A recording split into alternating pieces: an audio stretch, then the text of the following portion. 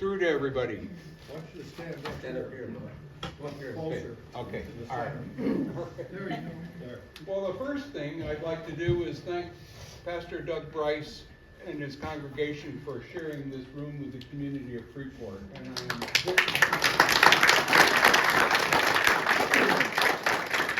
really pleased to see all of you here because having been a supervisor for 8 years, I'm no stranger to difficult subjects and try and find the best way to resolve them.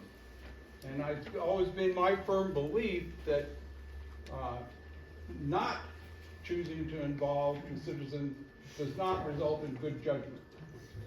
And process is always important in democracy.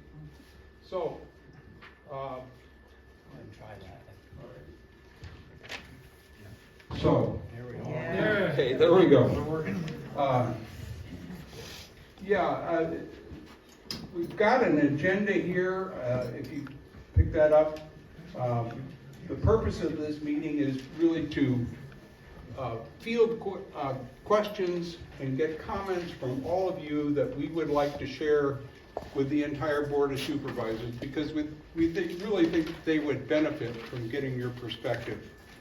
Certainly the people of Freeport understand the costs of flooding. You know firsthand.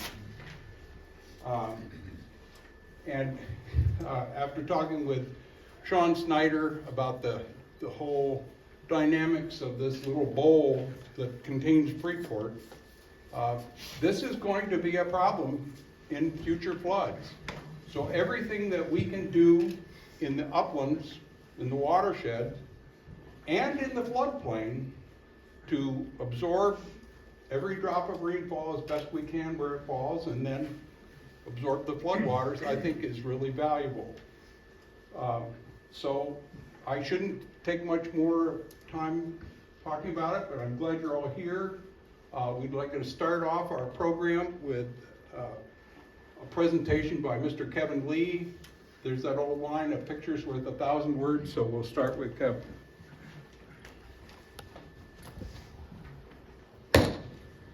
Good evening. I'm Kevin Lee, and I live across the street in Little Red House on the corner. I got flooded in '16, and this first photograph will show you the velocity, the terrible water that came down through Freeport. The little car in the middle there is the neighbor next door down here, with her husband had cancer, and she was trying to get home and just didn't make it with her car. So that's one photograph. I'm just trying to refresh your memory as to what it was kind of about. And this is the next day. The waters had gone down a bit, but you can see the water still standing in the neighborhood. Down here, this little green building is the church, the old Freeport church. And we're over here where we are right today.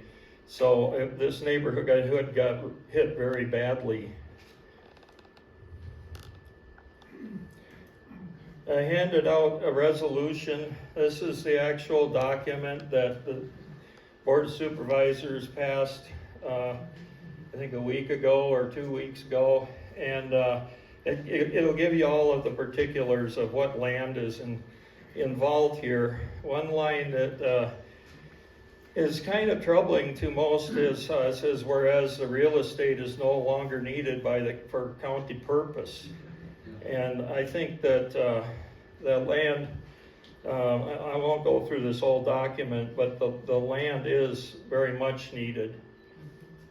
This is the property that they have up for, they anticipate to sell. This is Rotocast here, and Lynch is down here, and then as you go down through, there's different factories. This red line here denotes the top portion of the property, all to the south, and including these triangles down here, which would be up for sale. They're entertaining bids, and next Monday at 10:30 in the annex, they're going to have a hearing for people to speak and give their piece. Although those hearings oftentimes get very crowded in really short time periods, and people don't usually get to speak, not all of them. So that's why we're having this meeting here. It's not a political meeting. It's a meeting about the community and flooding and safety. I think all people would like to be away from floods if they possibly can.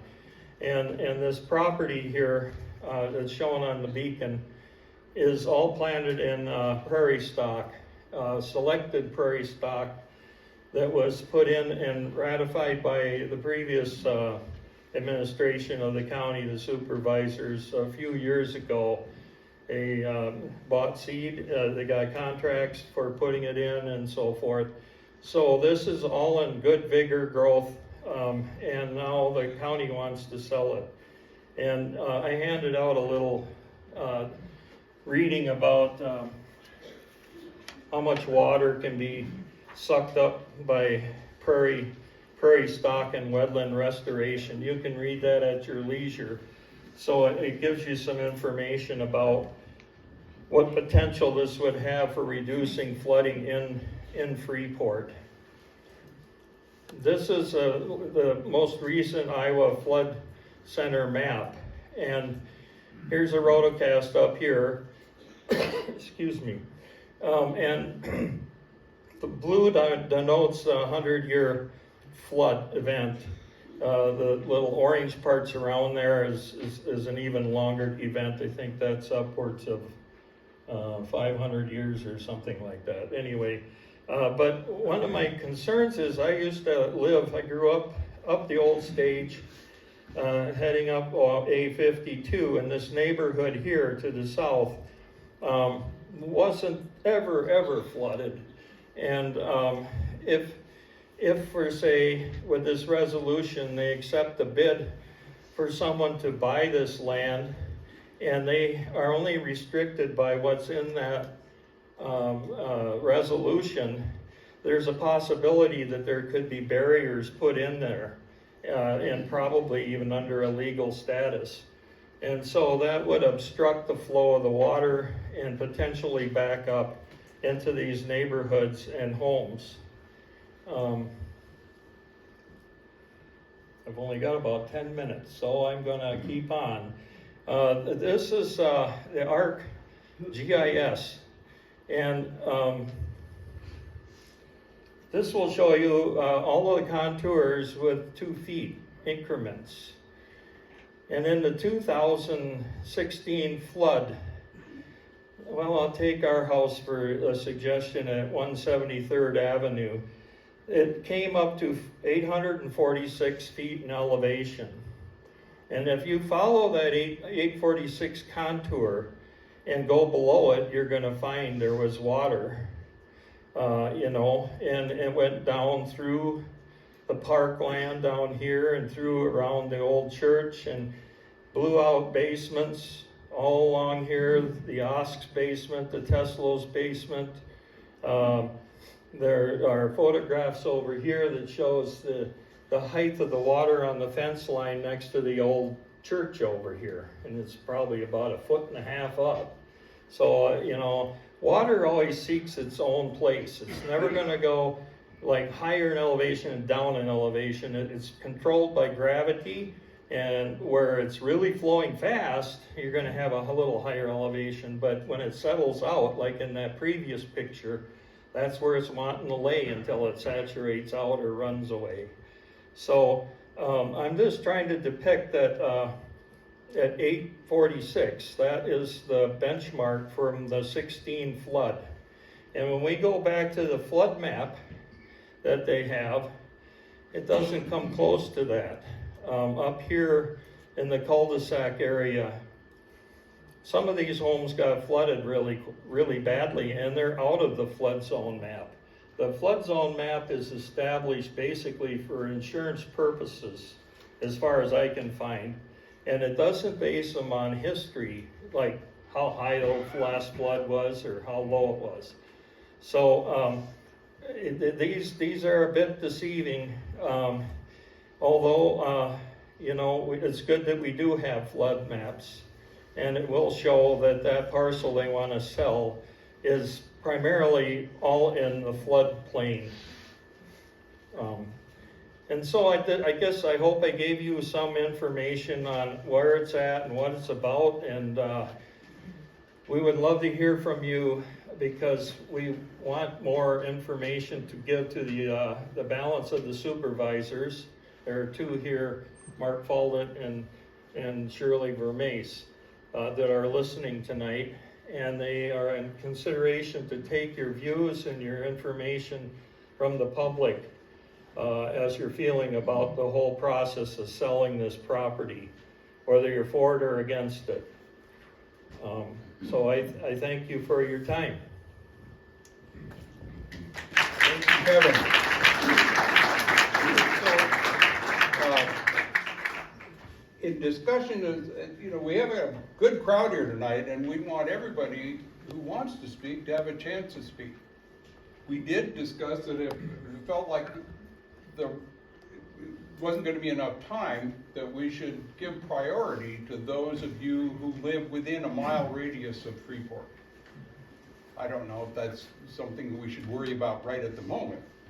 But the other thing is that I forgot to mention earlier, if you would like to make a written comment or question, please feel free to grab one of these and a pen up here if you would prefer to do that rather than speak.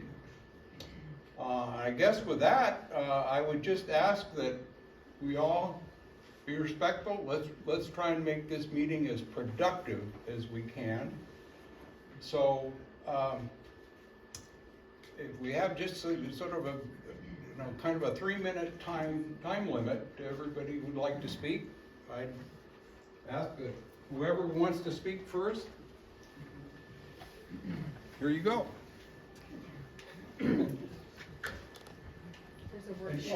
Should we stand or? Please give your names. But, okay. You don't have to give your address, but please give your name. Did you have something you wanted? No, I was gonna say that mic also. My name's Melissa O'Rourke. I live on Whitetail Road, which as most of you know is right around the corner here. And I live on a hill. So on the one hand, we could say, well, the flood's never gonna bother me, right? In 2016, when it flooded, we have all our mechanical work done at Carol Headington's here. And actually our truck was there at Phil's in 2016. Phil let us know he got it to higher ground. The other thing is, there's a fellow, and Kevin, could you go back to I think that second slide was an aerial view showing from 2016, how the flood, kind of how the waters were a day after. Mike Cornelius isn't here, is he? A lot of you that live in Freeport, you knew Mike Cornelius. He lived here for many years. We had dairy goats for many years, had known Mike Cornelius. We came down and helped him for a couple of days with cleanup. And you know that Mike essentially lost his home, he lost his business, and no longer lives here at Freeport. And so we were directly involved in trying to help him because we happened to know Mike. And so that flood, impacted us because coming down here to try to help a neighbor and friend. And we just don't want to see that. And we knew bad things happened to a lot of other people. We don't want to see that happen again. The other thing that I'd ask about that, and there's one other topic I want to bring up, but is what are the costs to the county? And that's all of us, because I can say, I live on a hill, it's not going to impact me. I live in Winnebago County, and the cost to clean up from a flood impact every single one of us. And if there's someone that can give some kind of estimate when Freeport floods again, and it will, and it might flood sooner rather than later, depending on what happens with this land, what's it going to cost? Second thing I want to ask is about the native burial grounds. And Kevin knows that I had this email that he had sent out that came across my horizon here, and it was from the state archaeologist after Kevin made an inquiry. And she said, Dr. What's her name? Dr. Laura Nolder, who is the bioarchaeology director for the state of Iowa, and said to Kevin, I can confirm that we do have a mound site documented there. And that one mound basically is adjacent to the pin to the north on the map you've provided. The site boundary significantly overlaps your area of concern. Although much of the site has been built over as of 1976, it is certainly considered an ancient burial site, and therefore intentional disturbance is unlawful by Iowa code that she cites. And she says then, so Winnebago County owns it now and we would be the seller. If it is currently owned by the county and that ownership can be maintained, that would be ideal. If it is sold, we would just need to make sure that the new owners know the burial site as well. We're always happy to consult and do what we can, and thanks again for contacting me and so on. So my question really comes up, you know, and to at least I could ask all the Board of Supervisors, but they're not all here, and Dan Langreck, who represents this district, certainly isn't here. But has this been investigated?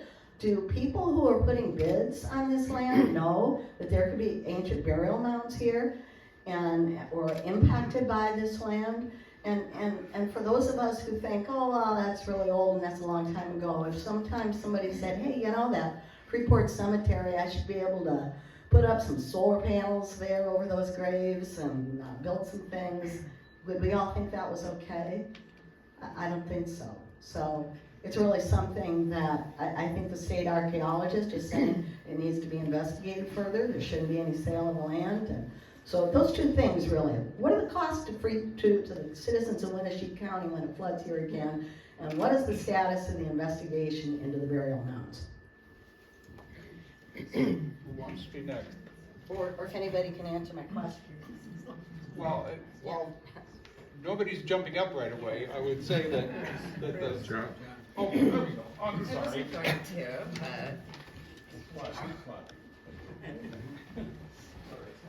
but. Christine Kolarski, and I live right across the street. My house is kind of newer, we had it built. And so because during the flood, I didn't have a basement. My house wasn't rich, and it was over 100 years old. It belonged to my grandparents, and as sappy as it might sound, I'd actually hoped to somehow save it, you know, in the future, but when the flood went through, it destroyed the floors. There was no repairing it, you couldn't fix it, and there was no help. There was no FEMA, there was no nothing. So if you look across the street at the new house, you notice my house is way up in the air. And that's by design, because I lost so much. And, you know, because of where the flooding was, a lot of stuff my kids had made and I'd saved over the years was destroyed, you know, and we'll never get that back. And the county never did anything to help. There were people in the community who came out and helped us. Everybody here, and that was beautiful. But these people who are supposed to represent us, they need to care. They need to listen to us. We're the people who live here. What happens affects us in more than just a pocketbook way. These are our homes. These are our communities, you know? I guess that's all I have to say.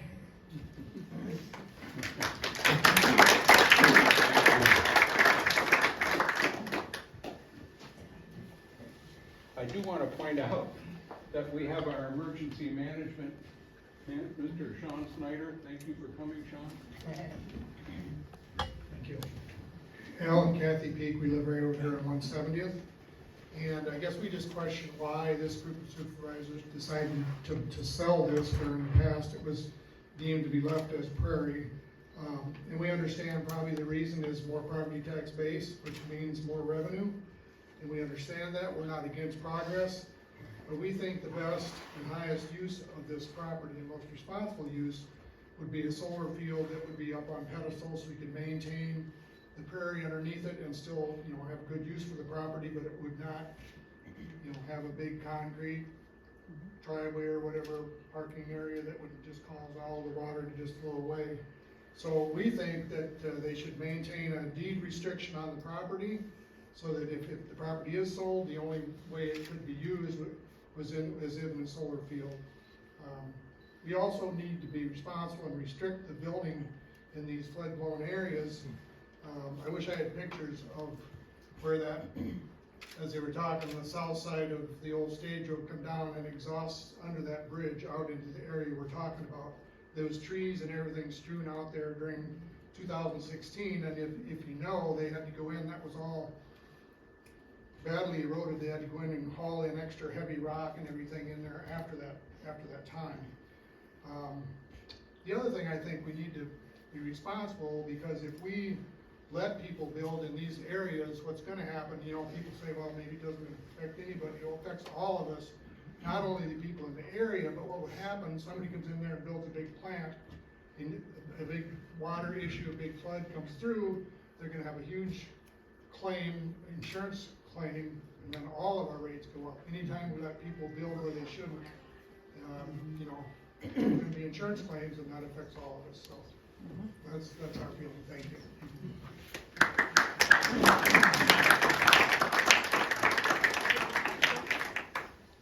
It's just for written questions or comments. I am Amy Ryan, and I live on 170th also. My question is this meeting too late? If they're taking bids on the 8th, what chance do we have that they'll deny all the bids? I mean, they tried to keep this pretty quiet from all of us. And I'm just fearful it's too late.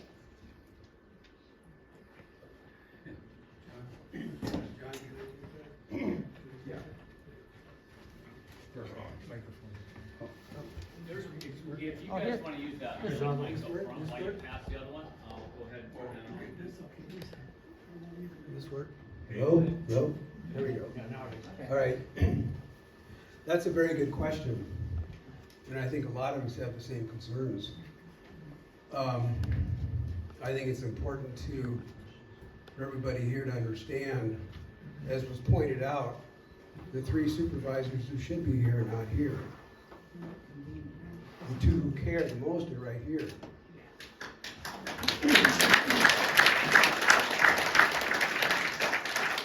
And it's also very important to understand that they were invited. John and Kevin went to the meeting on the 18th of December and personally asked them to make this an official public meeting. And they denied to vote on it at that point and said they would wait until January 2nd, the next upcoming Board of Supervisors meeting. And then they decided to vote no. And none of the 3 that I saw had any good reason for not being here tonight. And it was pointed out, Dan Lengrick is the supervisor for this district. And he's up for re-election this fall, by the way. But to answer more directly to your point, show up at the meeting on the 8th. It's a public meeting. You have a chance to speak, or at least send a letter with somebody and have it read. Make your presence known. There's petitions out there. We have an online petition. We have, as of my last count, there's about 240 people who have signed that online petition. I don't know how many we have on paper. There's probably, I'm guessing, 150 or more. So we're looking at probably somewhere close to 500 or more signatures against this sale by the time this comes around in front of us on the 8th, next Monday. So yeah. But what if Rotocast isn't even the highest bidder? Yeah, that's a, Repeat the question. what if What if Rotocast isn't the highest bidder? Yes, that's also a good question. I think we should submit that to the supervisor. I think their point is to try and get the highest price that they can. That's why they were resistant to putting any restrictions on the sale, because they wanted to encourage the greatest number of bidders. But as far as this being a done deal, perhaps it is. Maybe they've already made up their minds. They've shown that they're resistant to changing their mind before. When I was on the board and it came before us that the co-op down in Jackson Junction would like to construct 2 90,000 gallon storage tanks for anhydrous ammonia and site them next to residences and the school in Jackson Junction. And 252 people from that community signed a petition saying, please don't. And they didn't listen. But you've shown up here tonight, and the best we can do is to show that there's a lot of you who do vote, I hope, I assume, you do care, and really just the whole process, the whole democratic process. Like I said, when I was in that position, I always felt that any difficult issue we had to take to the people and get their input. And if we didn't, it just wasn't satisfactory. I don't think that we ever did. I think we always did try and consider public opinion. And though that was sometimes difficult, it usually worked out. And really, I would like to hear from them. I would like all of us to ask them, what is the urgency? What is the urgency? Please illuminate for us why we need to put your community at risk for a small and temporary gain. So, thank you all for being here. Anybody else? Okay. Harry? I'm not good at this, my daughter's a lot better. Is that microphone on? Put it on, turn it on or put it up closer. Up to your mouth. No, you need the other one. Need the other one. Right there. Here. You know, Come up. you're never. Yeah, I guess I thought that was what you were doing. Sorry. Okay, I've lived in Freeport since I was 2 hours old. I moved for a while I was a teenager, but I'm back and I'm in the very house they brought me home to when I was two hours old. When I was a kid, it flooded and the big thing was us kids would go out with our fathers and they'd have a stick and they'd keep measuring how high it would come up. And it never came up that high. It never came into Freeport. Now, I understand that this is like, what, 100-year flood or whatever? That's a bunch of crap, sorry. Anyway, that's not true. Because in '08, we had a 100-year flood. So what was 16? I came home, well, we parked our van with our dogs up here at the church because we were evacuated. And there was a current going through my yard. I mean a real river going right through my yard. And I'm almost 70 years old, for God's sake. I never seen anything like this before. And I don't know what my point is. I just want to quit worrying about this, and I want people to quit ruining our land around here. I mean, I was gone when they put up all those stupid factories and all that, ruined the cornfields and everything, and made everything stink around here. But, you know, that's done. Can't do anything about that. But we can do something about saving our floodplain. That's the part. We need our floodplain. And there are cities, I watch cities that houses are destroyed. They're buying them out. There's nothing there. So I guess that's all I got to say because, yeah. Thank you. Come on, Gabby, now. Please tell your story. Please. I'll stand. I just gave mine. Now sit. Come on. Come. I'll stand with you. I'll hold your hand. Come on, Deb. Come on, Deb. Come on, Deb. Tell them what it was like that night. Come on, you can do it. I don't know. Yeah. You can punch me when we're done. Yeah. Oh, punch me. No, don't punch my mommy. Can you even hear? Okay. Yeah. So I'm Debbie Ask, and my husband and I live over kitty corner from Carrie and Calvin, right across the street from the park. About 4:30 in the morning, our basement wall went out. And it was the loudest, most horrific noise I think I've ever heard. And my husband and I jumped out of bed at the same time. Sorry, I'm getting kind of emotional. And we couldn't figure out what happened, and I said, did a tree fall in the house? And he said, no, I think we lost our basement wall. I'm like, what? So we both ran to the basement door. I pulled it open, and we watched the water come from the wall all the way to the basement stairs. And I was like, holy cow, what is that? He goes, I think that the wall is gone. I said, what do we do? He said, I don't know, call somebody. I said, well, who do you call for that? He said, I don't know, a plumber, the cops, the sheriff, the fire department, call somebody, and he just was gone. So I was frantically trying to dial 911 while he had enough common sense to get himself dressed, move our cars across the street to what we thought was higher ground. And he came back in the house about, I don't know, 2 minutes later, and I was still in my pajamas. And he said, geez, you have to get dressed. And I said, why? What's going on? He goes, we're going to lose this house.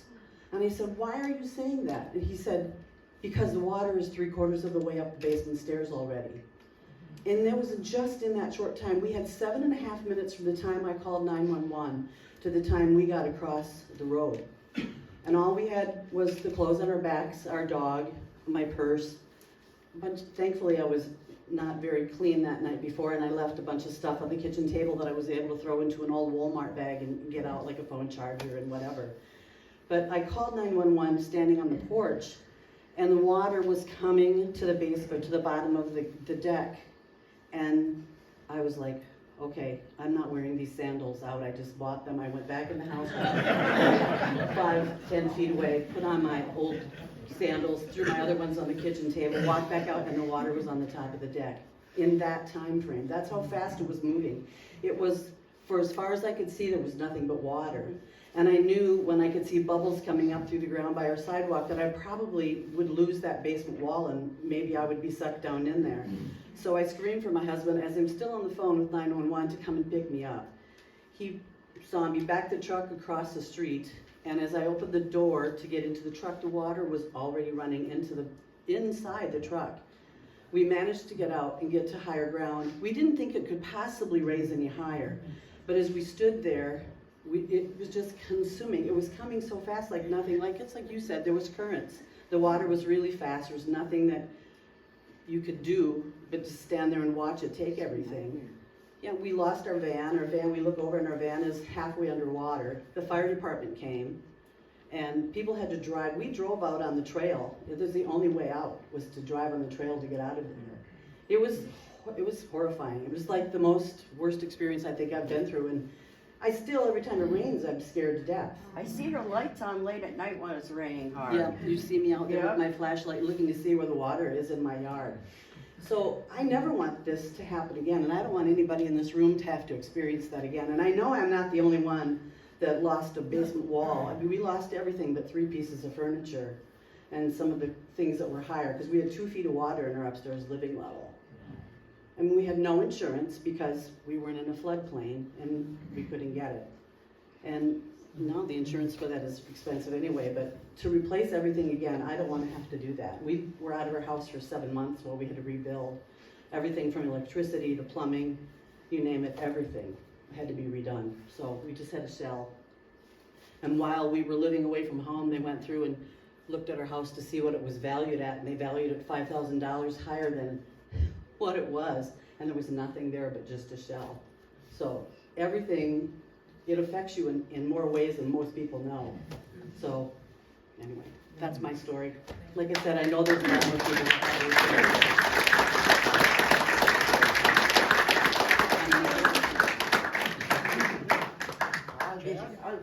Just a question, if they try to get this through, can we file suit to stop it?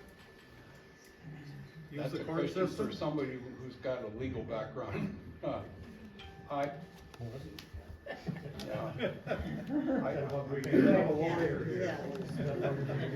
I'm hoping that this number of people expressing concern and indignation should be enough to make them at least pause. They have said, Finish your thought. okay, they have said that they do not have to accept any business. I still want to know what they expect to get for money and how they intend to use it. And then, of course, the land is gone. And then if it gets covered with an impervious structure of some kind, you've lost the benefit of that absorptive piece of ground, quite a bit of it. You know, we talked earlier about prairie and regular crop ground, row crop ground that's been plowed and everything has a water infiltration rate of about 2 inches per hour.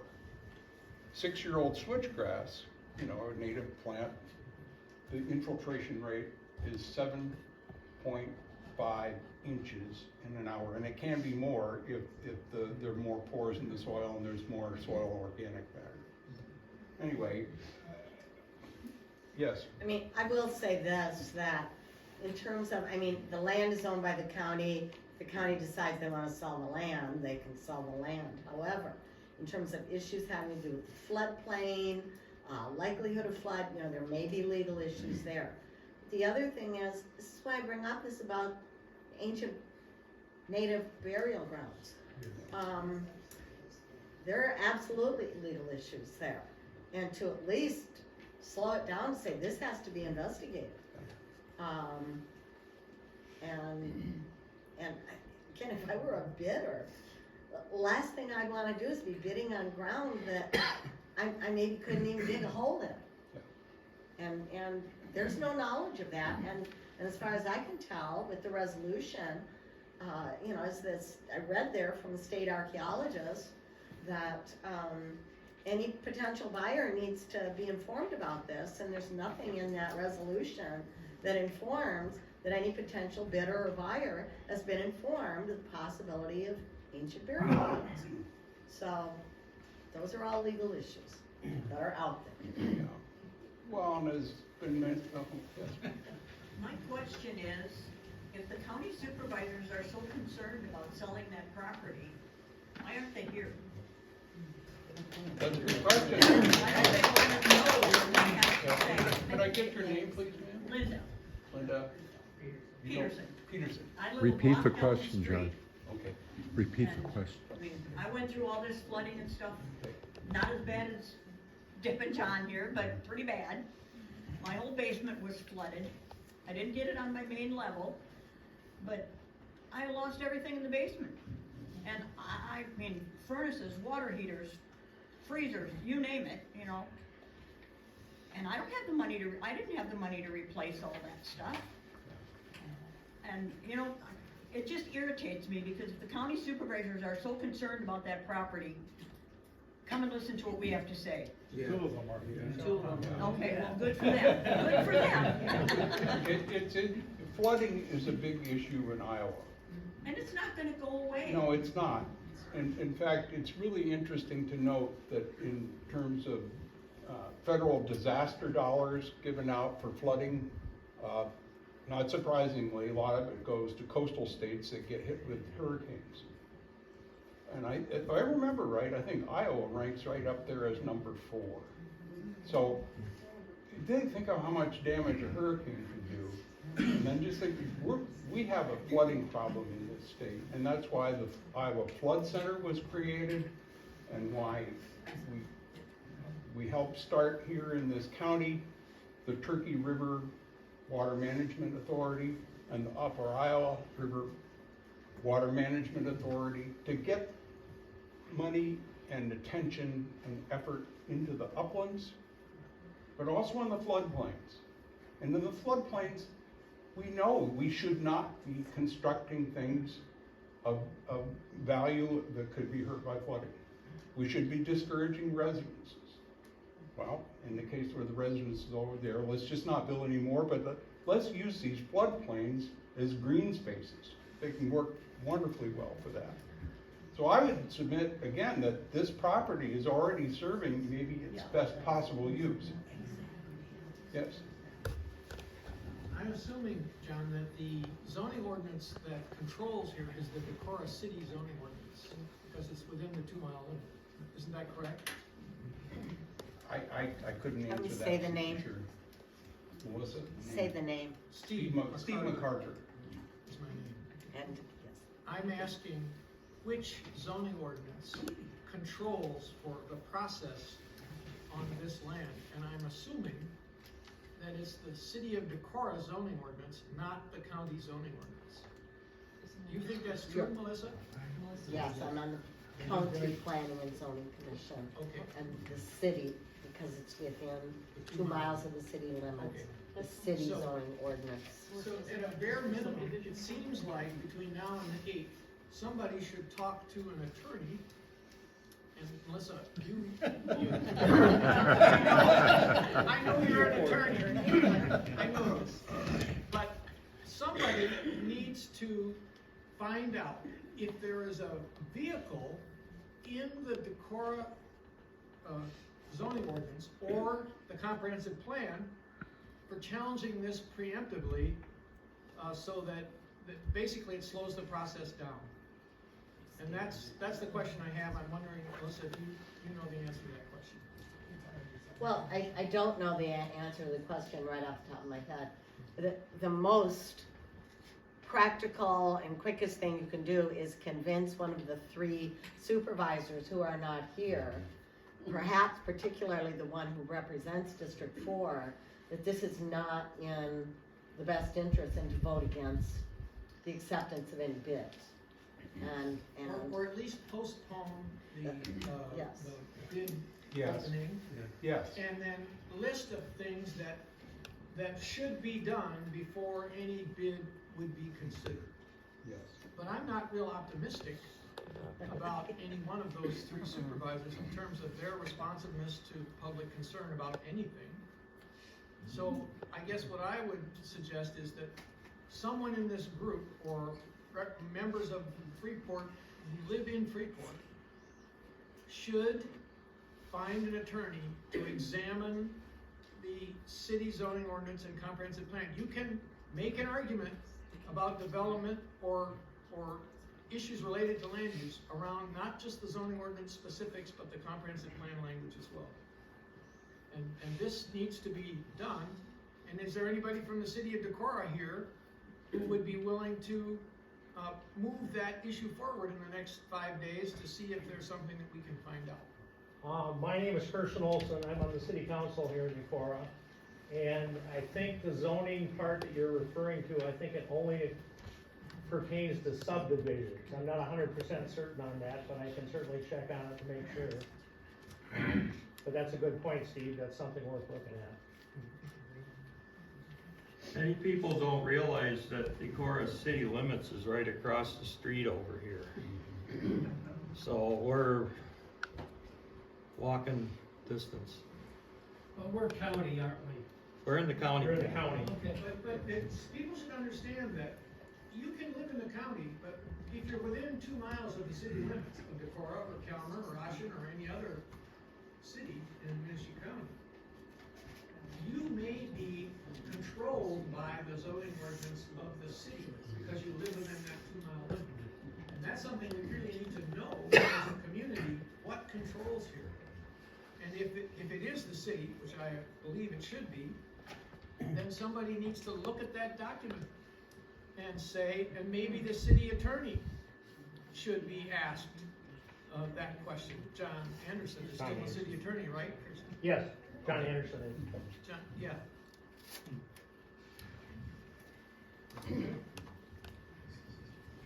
I'm Brigida Mead, and I live 6 miles north of here.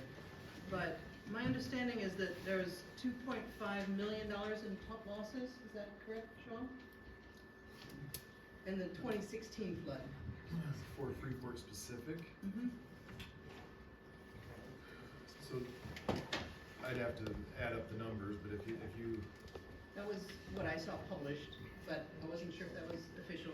So if there's no caring for the human beings who are here, who are affected, and it's only about money, and there was $2.5 million in losses, and that little strip of buffer could mitigate even just 10%, that's $250,000 right there. Are they gonna get $250,000 for that couple of acres?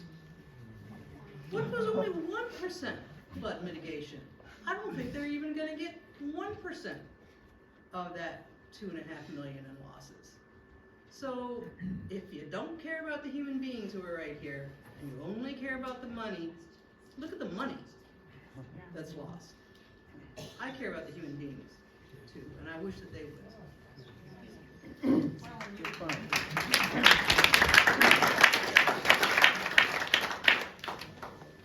I'm Mike Sharan, I live over on 170th Avenue here. What I would speak about is the use of that property for solar panels. We can't hear you really. Yeah, we need a mic. The use of that property for solar panels, it seems to be, of all the possibilities, one of the better ones, and if a person had them elevated, it wouldn't be upsetting the priority. But has anybody considered the fact that the IRP has acres of rooftop on all their factories?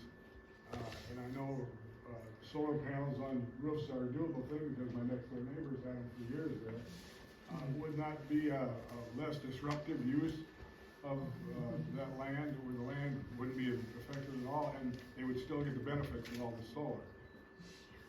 I may be missing a lot of. Rotocast said at one time that that structure would not support That may be roofing or solar It panels. is true, the installation would be more expensive depending on what the roof, how it was constructed. But you're right.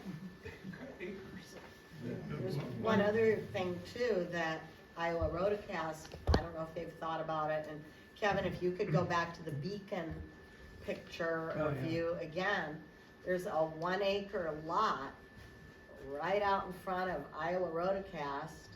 See that little lot there? You know who owns that? Wisconsin Power and Alliant Energies.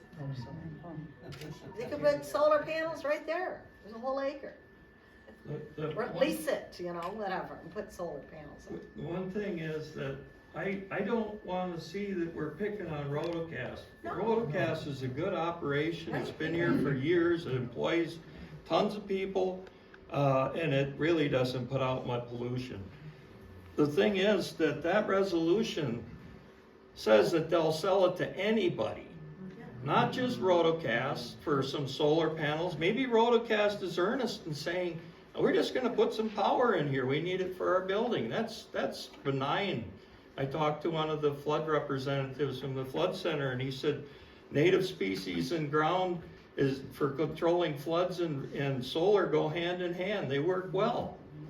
But the supervisors overruled that. They didn't sell it to Rotocast. They're selling it to anybody. And if you look at the resolution, it'll tell you about all the various things, excluding a few things, that they could be sold to, those acres. They would have to have open bidding, I mean, you can't, you know, however, perhaps it'd be something that the county could offer to lease that ground for a solar installation. Well, the one problem they say with that is that there needs to be grant, and they have to own it in order to get the solar grant. I'm sorry, sir, what's your name? I just have a question. I'm wondering what is Tom St. Clair. What is the possibility that there is a potential bait and switch here with the talk about solar panels? That they're selling the idea of using the property for solar panels, but they're choosing not to try to write that into the bid requirement. So. Yeah, if they were gonna, as Kevin pointed out, if they were gonna write that in, if they were gonna put a covenant or a restriction on it and say it's only being sold for that use, you know, that would be a reasonable consideration, but they're not willing to do that. Yeah, well, I don't know if Rotocast isn't willing to do it, or if it was the county that wasn't willing to do it. Nobody explains those Right, issues. that they originally had it Yes. with the deed restriction in there, and one of the supervisors wanted that changed. You know, if it's sold with the deed restriction, the only thing you can do is to build the solar panels, you can't do anything else, so that, you know, Well, then you can sell it to anybody and they wouldn't be able to. one of the supervisors that's here protested that, or two of them did, in fact. Yeah. We Sorry. appreciate that, but I don't know Yeah. why that was struck by, it sounded like by one of the supervisors. It was by Thrill 3. Okay. Yeah, by a Can I get you to come up and- secret. I got a big voice, you can hear me. My name is Keith Schwarzhoff, I live right here in Freeport. My question is, if this is a watershed and we've got basically a dry creek running through here, has anybody talked to the DNR on whether they can even do anything with this land?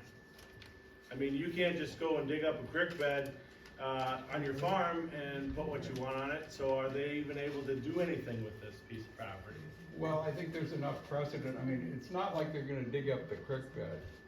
And, you know, we have Mr. Kern's rental structures right on the bank of the creek bed, so I just don't know if we, you know, if that would be, I think we should explore every avenue, you know, raise every possible objection, but I'm not sure if that's. John, there was. Back in back there, John. We've got all sorts of people back there, but, yeah. There's another microphone there. Yeah, And I don't trust that one word. Does it work? No. Okay, that's fine, here. All right, my name is Rick Jurgens. My wife Ann and I, I'm sorry, my wife Ann and I, my wife Ann and I built a house on the hillside over here 45 years ago. And have been there ever since. Now shortly after, I'm gonna give you a little history lesson, so. Shortly after that, the Decorah Betterment Association, the county supervisors decided that we should have a industrial park here. Now, Decorah was all excited about it. The county supervisors, Winnebago County was all excited about it. People of Freeport really didn't say much about it. They were not that excited about it. So this is a beautiful little prairie out here that was not a good fit for an industrial park. Now, I'm not knocking the park, the people, there's a lot of jobs created here and stuff like that. But nevertheless, it was not a good fit. Anyway, they built the industrial park. And when they did build it, when they did start it, people were talking, people from the Betterment Association of Decorah, and I heard some speeches where they said that there would be a buffer zone here. This is going way back to this little piece of land that seems to keep coming up. But that was gonna be a buffer zone for the residents of Freeport. And that was fine, and it stayed that way for a long time. And the little creek there, back then, I never had anybody complain about flooding. It was always a 1 inch or 2 inch rainfall. The creek handled it fine, and so there was no problem. So we fast forward another 20 years, 30 years, industrial park's expanding, everything's just fine. Some 10 years ago, I don't remember when now, Rotocast decided that they were gonna buy this land and build buildings on it. And I went down to the supervisors meeting and listened to them, and they said they'd meet out here the next day and set up flags and what they had in mind. So we went down there, there was probably only 3 people from Freeport there, and the county supervisors in Rotocast said they were gonna have a 500-foot setback before they'd start the new buildings. Well, any of you people here know that 500 foot is, 2 football fields practically. So a 500-foot setback doesn't leave any prairie left. So I said, okay, I'll meet you down here the next morning. So we met there with the supervisors and people from Rotocast, and they're setting up flags along the road, 170th Avenue. And I said, what's this all about? And they said, well, this is our setback. I said, well, this is our 50-foot setback. And I said, well, you promised us 500-foot setback. Well, you can't do that. They said, that's the whole thing. I said, that's the point. You can't build if you don't have the land. 500 foot takes you in the middle of the Rotocast building. And they looked at each other, and then I said to them, I said, okay, how many of you people here would want to live in these houses along 170th Avenue and have these buildings put up here? And I went down the line, and I said to them, what do you think? And I asked every one of them, and 5 of them, 6 of them said it wouldn't bother them at all. One of them said, well, I probably wouldn't want to live there. And I told them right then, I said, well, you're all a bunch of liars. I said, you would not want to live here with a bunch of metal buildings put up across the street from you. So this was, I don't remember the dates, but it was 10 some years ago. So the meeting ended, they all left, never heard another word, and all of a sudden, next to the sewer treatment plant over here, Rotocast is putting up all the buildings. So I don't know why, somebody must know, but I don't know why they changed their mind. But for some reason, and they were told it was a buffer zone. They were said that that was supposed to be left alone, and I told that to them. I said it was supposed to be a buffer zone, leave it alone. Never heard another word, but they did move over there. So now again, fast forward 10 years, all of a sudden they want to buy the land again. Well, it's still a buffer zone. It was still promised to the people of Freeport, and there is probably, I'm sure there's no documentation of it, or 100 pages and 200 signatures saying what happened. So it was just told to us that that was going to be our buffer zone for the industrial park. So okay, that's gone now. Now the other thing is, like I said, there was never any talk about floodplains or watersheds or anything else because we never had a problem there. But then again, 40 years ago, your rains, if you had a 1 or 2 inch rainfall, that was a huge rain. You would say, gee, we got a lot of rain yesterday. Well, that's not the case anymore. You know that. History's changing. Environment's changing. So now all this stuff has turned to a talk of watershed and flood problems and stuff which people can attest to. And that's the way history is changing. But it's still, from my point, it's still a buffer zone. It was never given back to them. I told them at the last meeting, that you don't have the right to sell that land. It's not even yours. The county might own it, but the people of Freeport are part of Winnebago County, and they own it too, and they were promised it as a buffer zone.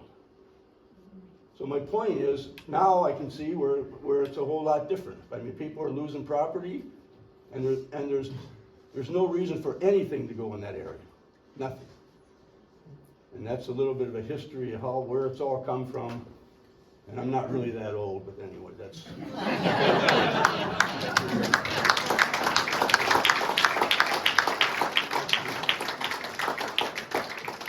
But will you come on Tuesday morning and tell, or Monday morning and tell that story? You've heard it twice now. Third time. And tell it again. I'm Ann Clausen. I wasn't sure I was going to talk, but my brother's Carl Jacobson, Carl and Jareen.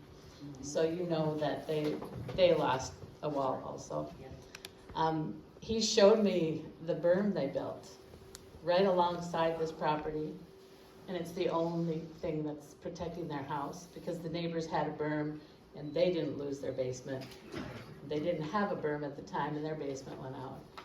And it's right on the edge of this, and I know he knows that's got to be there. So, for Carl.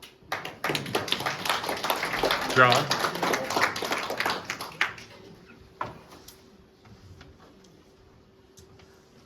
You got this alive.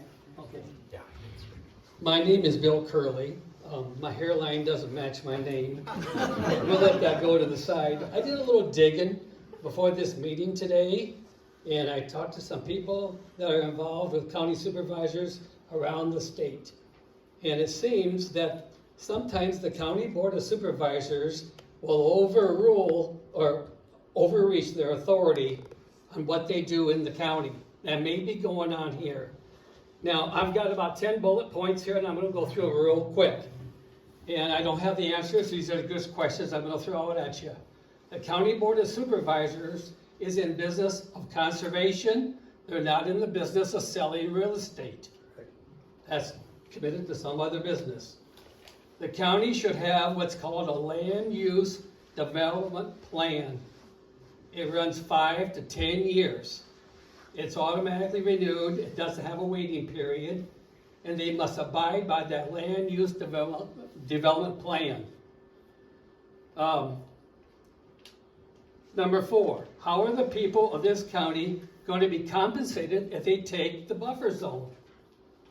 You're going to have a loss down the road with the flood mitigation down the road, that's not there. How are you gonna be compensated for your losses? Okay, how was this area created? Maybe John would know more about that. In selling this, is it in compliance with the land development plan use?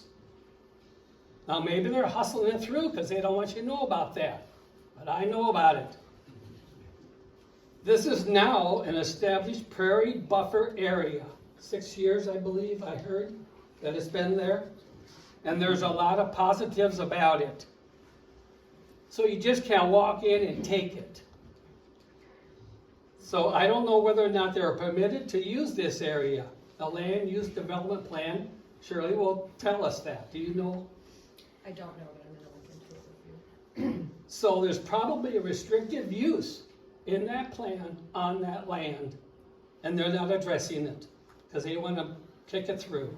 I can say that it's already zoned M2 as part of the industrial park. And I don't know what M2 is. I haven't researched that. Pardon me? It's industrial, it has the most, lax uses. Okay. That's why we put 5 restrictions on it. But if it's in a 6-year established buffer zone, then it can go by precedented motion in the court. I don't know that, but we need to. Okay. Was there any federal or FEMA money used to establish this area as a buffer zone? Does anybody have that answer? There was some state monies, as I remember. for the There you go. It's under contract with the DNR. Yeah, there you go. So that runs a current status under statutory law. They just can't come in and say, we want to sell it and approve it, and then it goes. That's got to be addressed. Okay. And we talked about zoning. Is there any zoning change from what it was to what it is now? But the M2 or whatever you said is going to hold for that. But the fact that it has a precedent of being established as a buffer zone to protect the good people of Freeport cannot be taken. You can't just walk in and declare it's eminent domain. I'm taking it, I'm selling it, I'm going to make money off of it. I'm telling somebody, trust your gut. They're not here tonight. I was there at the 18th meeting. They pigeonholed you guys in the corner. I saw that. We all saw it. There's a reason for it. I'm not sure what it is, but I'm going by statutory law. I don't think they can do what they want to do. And if you want help checking into the M2, I forget your name down here in the, with the light colored hair. As far as I can see, there's nothing in writing that ever established it as a buffer zone. I did some research into that, and I could find nothing in writing unless there is something attached to a deed or something. I couldn't find any public record that designated that land as a buffer zone, that they're all just oral, verbal statements. But past practice holds a lot of water in the courts. No pun intended. You have a question? Yeah, just a clarification. The DNR contract legally can be broke, we just have to pay them back the amount of seed, the cost of the seed they donated for that buffer zone. Shirley, would you talk in a mic, please? Oh, you bet. I'm done anyhow. You let 'em. Just a quick clarification, the You're DNR welcome. contract on that land is, it was to be planted in seed, the prairie seed to create the deep roots to help with flood mitigation, but also part of the roadside program as a seed bank. So, that contract with the DNR can be broken legally, we just have to, as a county, pay them back for the cost of the seed they donated. So we're looking at maybe $2,000, but that could be legally done. So that's just some clarification on the statement. Thank you.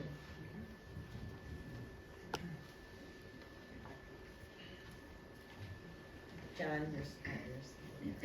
There's a gentleman here.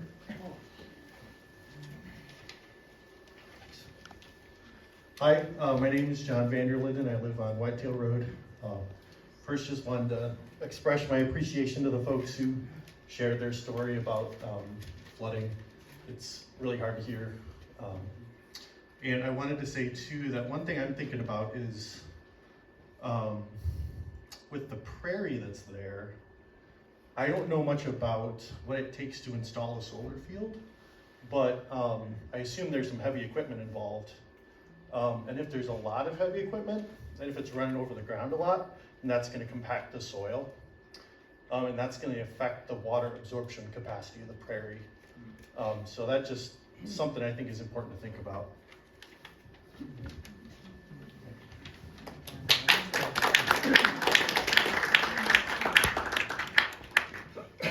John, there was somebody right there.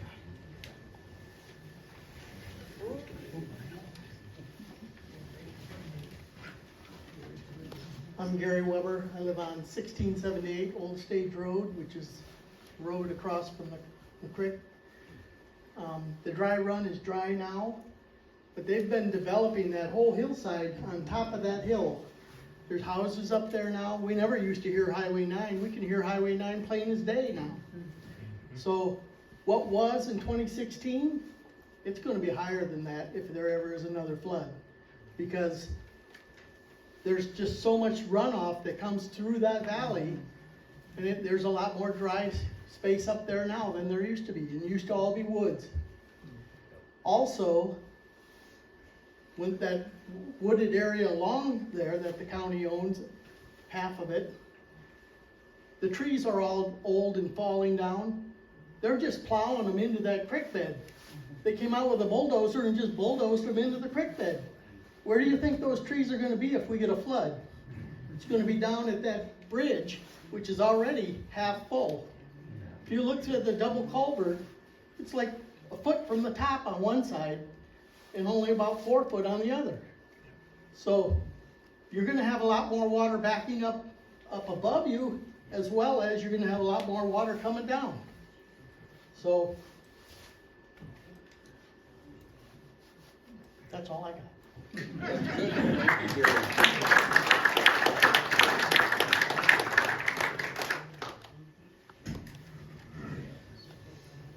I just wanted to make a comment too about what Gary said there. You look at the homes that have been built in Freeport up on the hill since 2016. There's a lot more homes up there, so that's a lot more land that isn't gonna be able to absorb any water. So it's only gonna continue to get worse if they keep trying to get rid of our land that's gonna actually do something. Thank you. Anybody else? Jim Nelson, I'm out here in Houghton Hall. Used to have the Lord District. out here. Louder. Can't go no louder.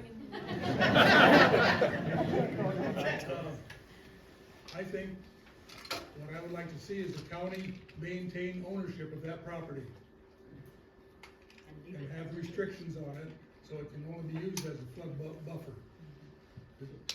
Everybody's been talking about the flooding that's gonna be coming next time, from that way, from that way. We had it from just right across the road, back in 2016, it came from that way too. So it's not gonna get any less, it's gonna get worse.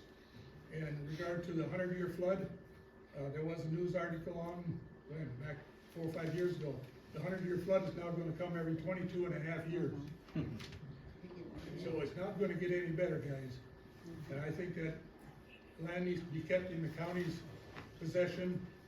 If we find something that will work, I thought solar panels would, but yeah, there's gonna be an awful lot of heavy stuff running across that land and taking all of the absorption out of it. So I'll probably just stay as it is, but I think the county needs to maintain possession of that land. I'm sorry, could I get your name again? Jim. Jim, last name? Benson. Nixon. Menson. Yes. Menson.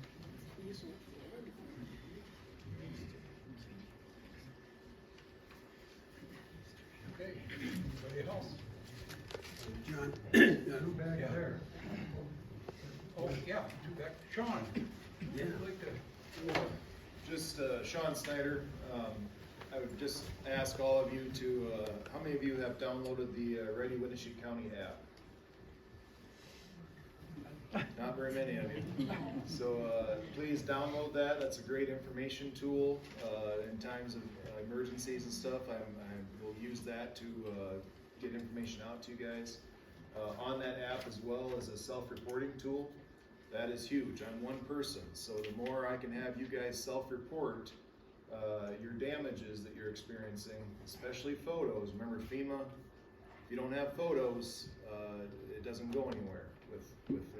So just remember that, use that app, like the Facebook page, Wenatchee County Emergency Management. Those are usually my two primary initial responses. Alert Iowa is another great tool. If you haven't downloaded that, please use that. And then the hazard mitigation plan for the county is coming due. It'll be renewed here next year. I'll probably start that process here in the next few months. It'll take almost a year to complete. So I'll have meetings and stuff. Historically, very few people show up for that. So that's your point of contact right there to get information put into that plan. Humbly speaking, I think that is one of the most important plans Wenatchee County has, is the hazard mitigation plan. So the more input we can get, the more things we can get added to that. Should there be another disaster, how it works, you think of the grand total of whatever that dollar amount is that affects the county.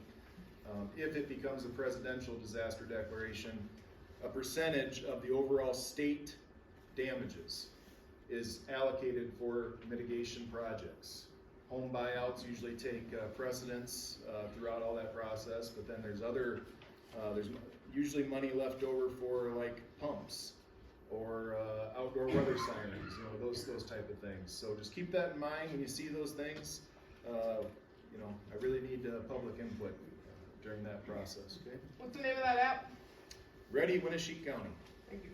Thank you, Sean. And in my discussion with Sean, brief discussion on the phone, he was expressing his frustration during the flooding event here in Freeport when citizens would call him and ask him, can you get some pumps and pump the, well, of course it's very frustrating, but the only answer is, where can I pump it?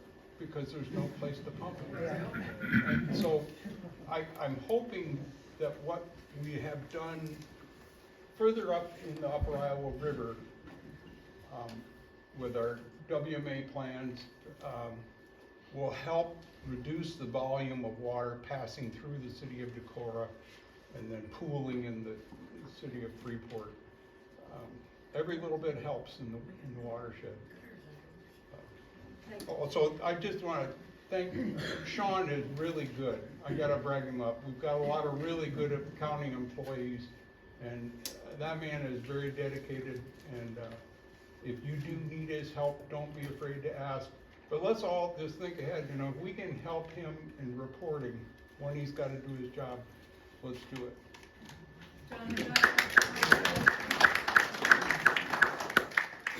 Sean, I understood you at a recent county supervisors meeting to say that you'd like to keep about $1.5 million in a special fund for any kind of extra emergencies that happen. Is that correct?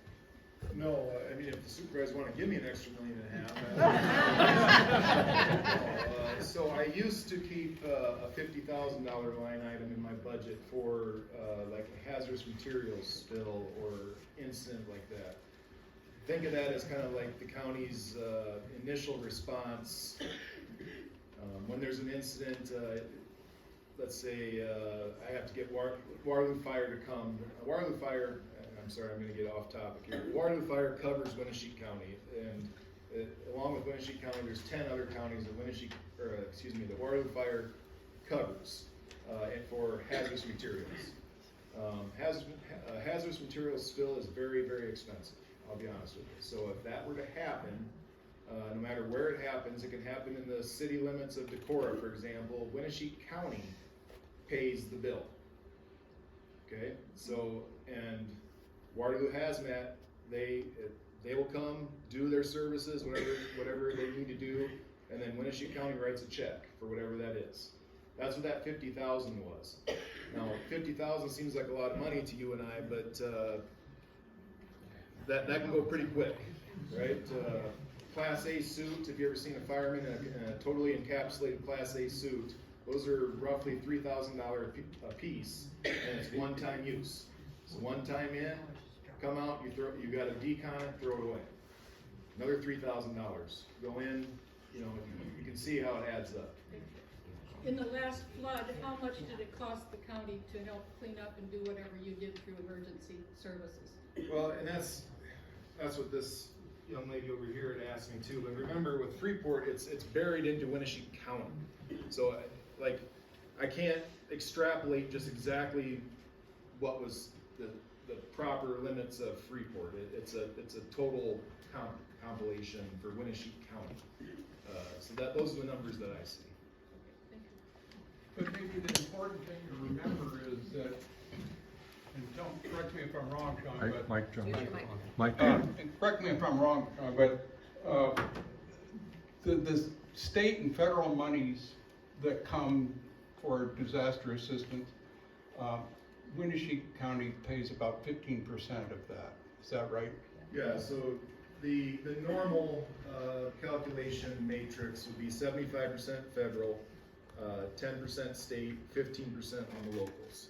That's usually how it goes. Now it's up to the president, the president's discretion. They can say that it's going to be 100% federal, for example, and so there would be no cost share. But historically, with severe weather events, it's been 75, 10, 15. With FEMA, 2016 was frustrating for everyone in this room, including myself. So the thing you got to remember, I don't want to rehash a lot of things for a lot of you folks, but so let's say this is our basement, okay? We could have water scraping the ceiling right here. That's minor flooding. Okay, that is minor flooding for FEMA. The only way it becomes major is now we're in the living room, right? Your main floor, our basement below us. There has to be water 2 feet above floor line, and so it has to be above the outlets on the main floor for it to be major flooding. Okay, so I made a lot of friends in Freeport when I was walking around, and you guys were telling me about how your entire basement is flooded, and I would tell you it was minor flooding, right? So I was the most loved man in Winnebago County and I was like eight months on the job, so it was great time to be here. The only time it gets major is when you have structural damage. How many of you had structural damage? Raise your hands. How many of you are outside the 100-year floodplain? Leave your hands up. Couldn't do anything for you. As much as I tried, I couldn't do anything for you. I know a lot of people have said that there was nothing done for the people of Freeport. Do you remember Red Cross being here, Salvation Army being here? Do you remember SPA? Doug was gracious enough. I had all that in here. Water, everything set up at the recycling center. That was all coordinated through me. 8 months on the job. So there's a lot of lessons learned. I'm not going to sit here and tell you I did everything perfect. Quick Start was looking really good as a job about 2 weeks after. So, there are days it still looks really good. So I can tell you, I hope to do better next time. I'm not going to sit here and tell you you're never going to flood again. But that was a hard time for everyone. I'm sorry if you feel like nothing was done for you. I tried. That's all I got to say.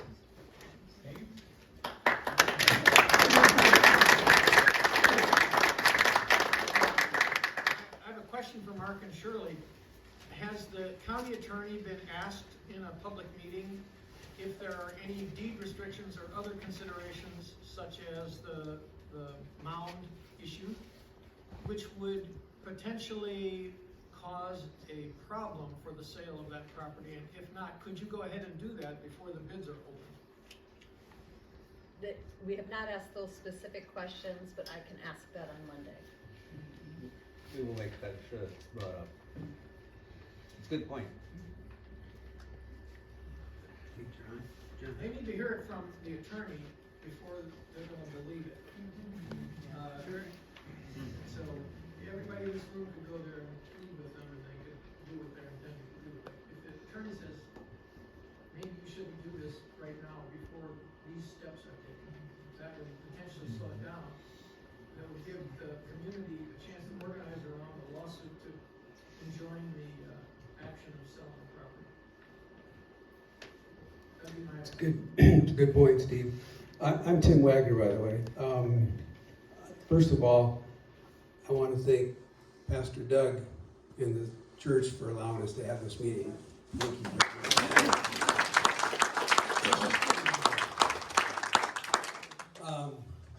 There were a lot of really compelling true life stories here tonight. And I would encourage all of you to write that down, submit it to the supervisors as a letter or an email. If you send it to the supervisors in an email, use the supervisors all, or supervisors at Winnebago County, rather than individual. Then it'll go to all 5, including these 2 will get it, or else bring it to the meeting on Monday and present it. It's very good evidence. And as this kind woman said over here earlier, they may not care. Maybe they don't. But this is a very important public record. All that information should be there in the public record. So when they take a vote, at least we know where they stand and where everybody else stood. So thank you very much. And lastly, I want to thank Mark and Shirley for being here today.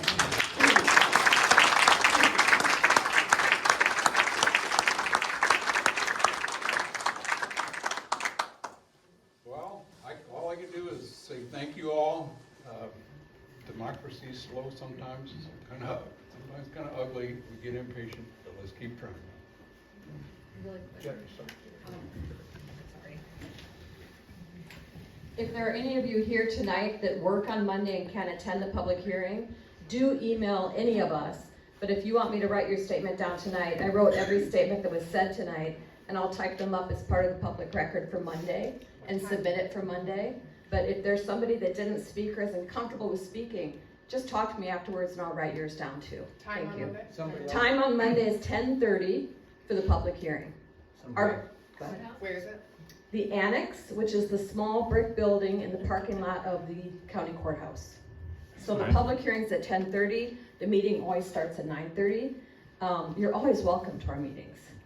Sign the petitions, if you haven't, out front. And somebody else can actually read your statement on Monday. Which is more compelling. So I'll stay afterwards, I know Mark will, and I'll collect any other statements. Okay. Thank you all. Thank you.